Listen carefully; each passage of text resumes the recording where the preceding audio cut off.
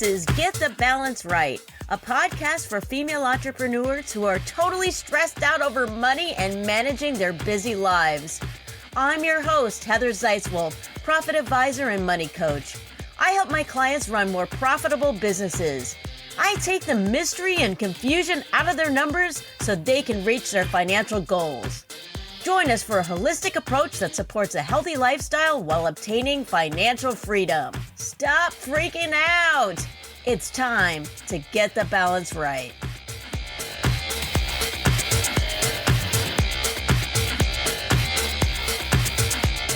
Hello, friends, and welcome to Get the Balance Right podcast. I am your host, Heather Zeitzwolf. If you're listening to this podcast, chances are you're an entrepreneur. As such, you are responsible for your business. After all, it's your baby, right? Imagine if something were to happen to you, like you contracted a major illness, or an unexpected family emergency came up, or even worse, you died. I know this is hard to think about, but do you have a plan in place for your business to operate without you? Would your business be able to serve your clients without your presence?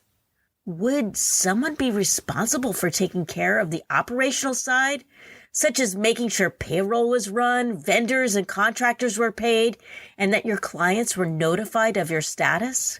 This is not the sexy side of business, but the harsh truth is, this is something you should be thinking about if you haven't formally put a plan in place. Here's the nitty-gritty. In your absence, someone will need to pick up the pieces. But who? Your kids? Your spouse? Maybe you can't even fathom who this would be. This is something we need to be thinking about. Being prepared for the unknown is our topic for this episode. We are joined by Mary Beth Simon from Niche Partnership Consulting to discuss this important topic. Mary Beth is a seasoned keynote speaker and a contingency plan expert. Her company provides personal and business contingency planning along with strategy and project management. Mary Beth and I met through Speaking Your Brand's Thought Leadership Academy. I've been following Mary Beth ever since. She has this very calming approach, but it's packed with a punch. If you ever get a chance to hear Mary Beth give a speech, then you'll fully understand what I mean. I love following her on social media because before one of her events, she creates a promotional video where she busts out her glittery pom-poms and shakes them for the camera. And yes, I'm talking about actual pom-poms. She's a woman full of surprises, which seems ideal that she is an expert in the realm of the unexpected. Our topic today may seem a bit on the doom and gloom side, but it's really more of a reality check. Let's face the facts. Unless we possess some sort of kick-ass psychic ability, we really have no idea what tomorrow might bring. No matter how hard we try to control and predict the future, we still face the unknowns that life can bring. Living in a pandemic during global warming certainly makes matters even more unpredictable. We live in tumultuous times with the ever-changing COVID situation, which not only affects our health or our loved ones, but can be the catalyst of other life-altering events. Plus, with our environment, we can fall victim to extreme weather conditions that can uproot our lives in a matter of seconds, caused by massive hurricanes, fast-spreading wildfires, tornadoes, flash flooding, sinkholes, earthquakes, and tsunamis. Sometimes it feels like we are living in the end of days. The fact is, we should be prepared and have a contingency plan in place for both our business and personal affairs. Achieving this level of preparedness may seem daunting, but luckily, we have Mary Beth to break it down for us. You'll probably want to take some notes, so get something that you can jot stuff down on. Also, she has provided a free kit, which you can access through the show notes. All right. Here is my important and educational discussion with the lovely and classy Mary Beth Simon. Mary Beth Simon, welcome to Get the Balance Right podcast. Thank you, Heather. It's so great to be here with you. I am super excited about this topic because this is a really important thing that we're going to talk about contingency plans. But before we dive into the topic, can you tell the audience just a little bit about yourself? Sure. I worked in corporate financial services for a little over 30 years, and I retired in the end of 2018, and I started a consulting practice where I primarily coach individuals and entrepreneurs how to create their contingency plan so that their most trusted person is prepared to step in an emergency. This is such an important thing. Before we dive into that, I want to ask you about on your website, it says keynote speaker. Can you tell a little bit about that?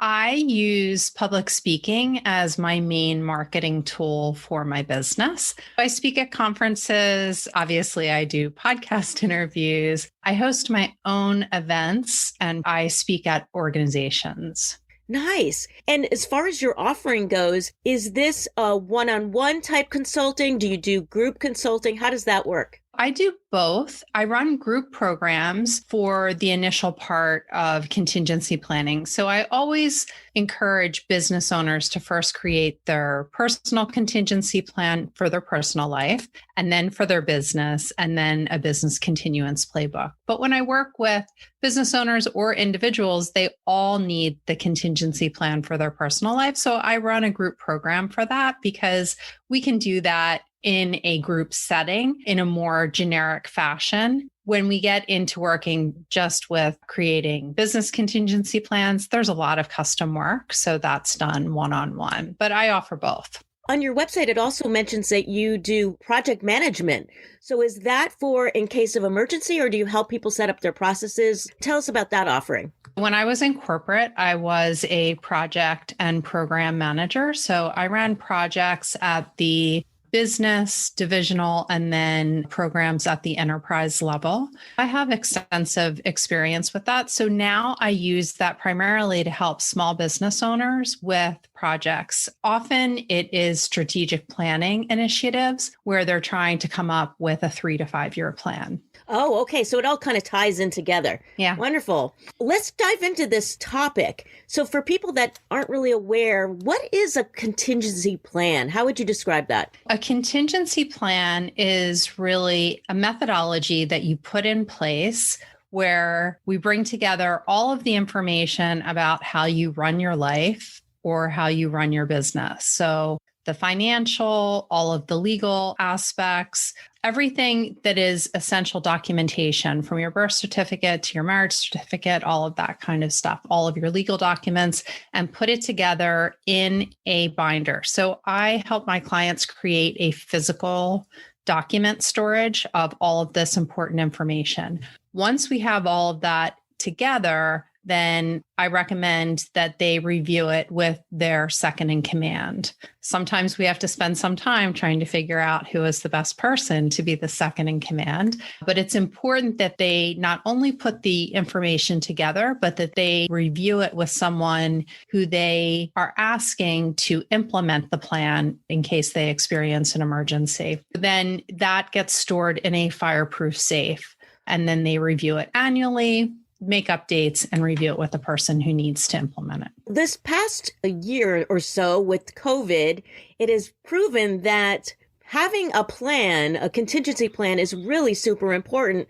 I work with my clients as far as their finances go and tell them you have to have emergency backup for personal life, for your business. You want to be able to cover expenses. For a contingency plan, people might think, oh, if there was a death or maybe someone got injured in an accident or something like that. But what are some of the reasons why people would need a contingency plan? We need a contingency plan if there is ever a potential instance where we will be unavailable temporarily or longer term. So we can't really predict when that will happen. And it's nearly impossible to put a plan in place when that happens in the middle of that emergency. I like to think of, we have family in Europe and may need to be there unexpectedly, like a last minute trip, that kind of thing. We might need some assistance at home managing our finances. My husband and I both have businesses, so it would be helpful to have something where someone could come in. They've already been trained on how to implement this stuff and just keep things moving so that when we get back, things aren't a wreck, Or if there is an illness. So during COVID, was when I realized that I needed to be prepared for both my husband and myself to be out of commission simultaneously. I hadn't been thinking about that previously, but that's when I realized if one of us got sick, it was likely that both of us would get sick at the same time. Those are some instances, just like a temporary illness, a longer term need. We really can't predict when that would be needed. It's almost like having some sort of insurance for your business, because especially if you work with clients, like I have very sensitive information that I have for my clients. So my next question is, who do you trust with your contingency plan? Because if something happens to you and you can't be there, now it's up to this other person to step in.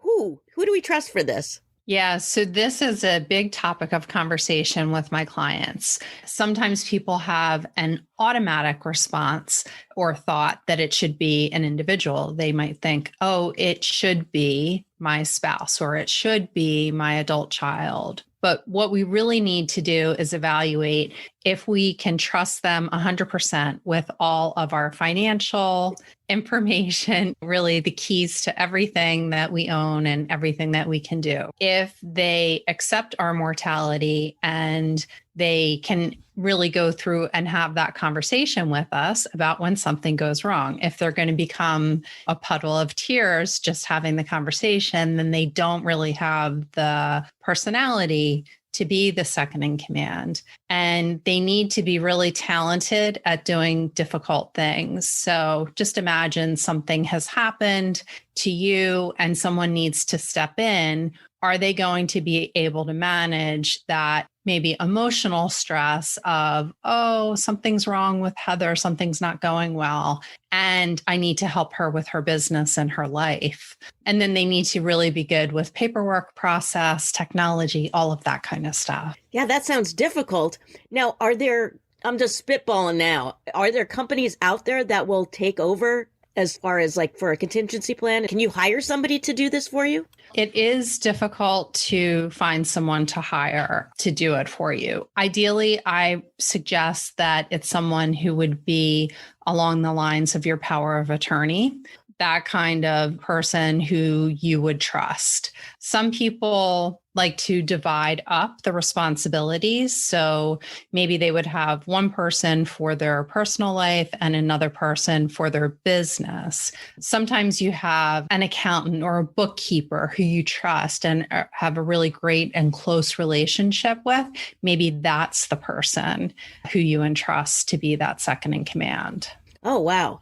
Yeah, when I was a kid, I remember we had this walk-in closet and my mom would hide things in there and she would have me come into the closet and be like, there's $500 hidden in this hat. And then she would show me like where the social security numbers were buried in the closet and stuff. So I could see like a family member helping out. But again, it's that person that you trust to take care of your clients and your passcodes and all of that. So passcode seems like that's got to be one of the big things. Yeah, it's a really big thing. And password management is really, people have diverse ways of handling them. So there is no one size fits all with that. So it's very important that whatever the individual's system is for their home and for their business, that someone understands how to access them and how it is assembled. It's also very important that someone has access to your phone for two-factor authentication.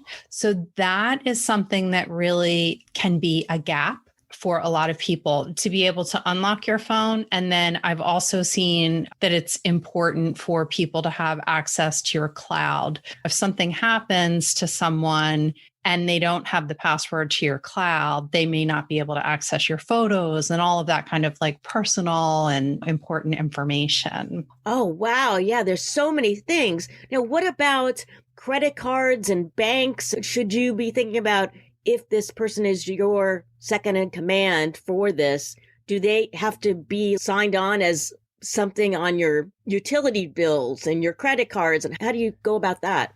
Yes, so that's all part of the contingency plan evaluation process. That's all included in the process that we go through. So when we look at bank accounts, first we want to make sure that they are registered in the names of the people who need to have access to them. For example, when I opened my business account, I did not put my husband on the account. And then I'm like doing the contingency plan. I'm like, what was I thinking, right? He needs to be able to access that in my absence. So that's one thing to think about. The other thing is that having these people, the important people, set up as power of attorney, that gives them access to the account. You also want to consider, is there added liability to adding, say, for example, your adult child to your bank accounts, right? You might want them to have easier access, but if they are sued, then your assets could come under because they are legal owners of your assets. So it's important to really consider all angles of what that means. But yeah, they have to have legal access to your accounts in order to be able to act on your behalf. How does a will come into play with this contingency plan? Do you work with a lawyer to make sure that things are in line with the will, or how does that work?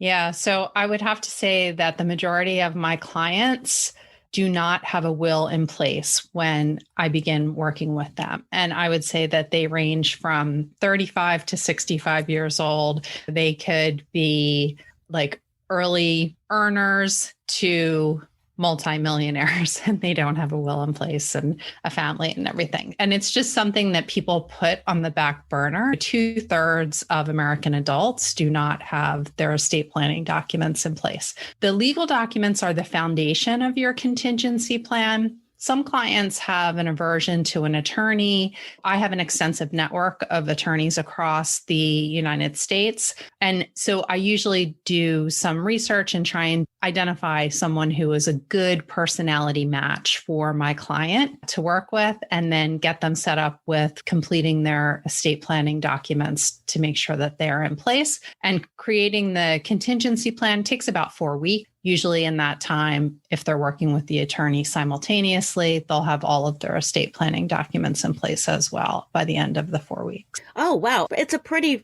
fast process. I didn't realize it would go that fast. When you were talking about that, I was thinking about Prince, because Prince didn't have any of this stuff in place. That's right. Here he was a famous person. I could obviously afford a lawyer to do this. We don't all have money like Prince does, but even if we don't really have that much money in our business, we should really be thinking about this. And I guess maybe people just have an aversion to it because they think, oh, if I die, I don't even want to think about it. Or what are some of the barriers that you think people have in not putting together a contingency plan? There are a few barriers that come to mind. One is they think that they don't have enough assets to necessitate it. Two is that they think that if they plan for it, then something bad will happen, that it will manifest that to happen. You had mentioned a fire safe. Where do people keep these documents as far as passcodes? God, with passcodes, they have to change quite often. Where do people keep all of these documents for the contingency plan? I create binders for people and ship them to them. And then we work virtually to create this. Now, some people use online password managers, which is a great resource. You just have to make sure that you have added in your backup into the system so that they will have access. They'll be notified if something happens, all of that. Some people are not into using an online password manager. And so I create a password book for them to use. And then I recommend that they buy a fireproof safe if they don't already have one at their home or at their business, and then store the documents, the binders, in the safe. Oh, okay. So it would be physically in your house, not like at a bank. Yes. The problem with the bank now, some people had been talking about that prior to COVID. Potential clients were asking me about that. And I was like, yeah, that could work. The binder is pretty large. So I don't know that there are safe deposit boxes that would accommodate the size of the binder. But then during COVID, the banks closed and we didn't have access to get into the bank. So then I thought it really makes more sense to have something on site at your home or your business. And then the person that is involved in your contingency plan, would they also have a copy of this binder, or would they need to go into the safe to get the binder? How does that work? Yeah, they would need to go into the safe to get to the binder. Now, for some clients, I have made a smaller version of the contingency plan for their second in command to have at their residence, but it won't be quite as updated as the one that the owner has. When someone's thinking about who they're going to bring on for this contingency plan, do you recommend that they are somebody that lives nearby? Or does it, with the whole world being virtual, does that matter? Or I guess it depends on where the binder is, but how does that work? Yeah, it doesn't necessarily need to be someone who's nearby. Now, I have some individuals who their children live across the country, but I think the expectation is that their second in command would fly in and be on site when the time necessitates them being involved. When people are thinking about their particular state, are there things that they have to be concerned about, legal things as far as contingency plans? Are there like differences between states and all that kind of stuff? What's really important from the state level is when clients want to use online legal documents, attorneys will tell you that they have experienced times where people have used the online documents, and because of the language in the document that was used, it may prevent someone from out of state from acting on that power of attorney. Although I understand the desire for the ease of use to use an online document and to cut the middleman, that would be a word of caution that I would put out there about using online documents. You may be missing some critical language that could empower someone from across state lines to act on your behalf. Wow, that's really good to know. This has been so informative. What are some other key things that you think that people need to know about a contingency plan as far as putting in place, who they should have, what information should be in there? Is there anything else that you would like to add?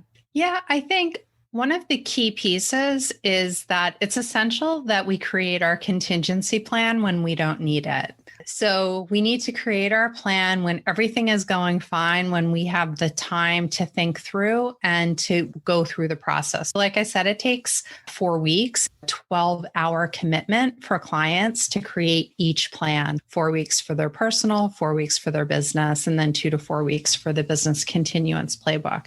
And it's really important to do it when there's no urgency, because when there is a need for us to have a plan, then there's really no time and there's no mental bandwidth for people to be able to focus in and to create something meaningful. Now, how can people work with you exactly? Should they contact you through your website, or how can people find you? Yeah, sure. So my website is nichepartnershipconsulting.net, and I do have a free contingency plan kit on my website. So if you go to nichepartnershipconsulting.net/kit, you can download the free contingency plan kit and it will get you started. And even if you want to have the conversation with someone else in your family or your world who you think needs to have a contingency plan, it gives you the tools to really start talking to them about that. I'm also active on LinkedIn, so anyone who wants to connect with me there is welcome to. And you have really fun videos on LinkedIn. So tell me about these pom-poms that you have that they've shown up in some of your videos. What's up with the pom-poms? Were you a cheerleader? No, I was not a cheerleader. I was not. But when I am speaking at an important event, that's when I pull out the pom-poms from my LinkedIn video to try and get some viewership and some attention on the video, because we have so much to focus in on when we go to LinkedIn. It gets my attention every time as I see these little pom-poms fluttering around. We'll have information for all of your kits and everything in the show notes.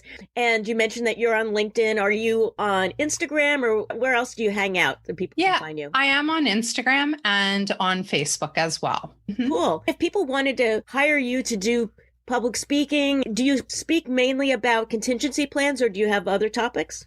Yeah, so I do speak mainly about contingency plans, but this year I also created a TED style talk that is based on my personal life, and it's about struggle to strength. So it's about how experiencing struggle creates strength that shows up in the workplace. Ah, wow. All right. Yeah. Well, Mary Beth, this has been so great and informative. Thank you so much for being on the podcast. Thank you so much, Heather. I love your show.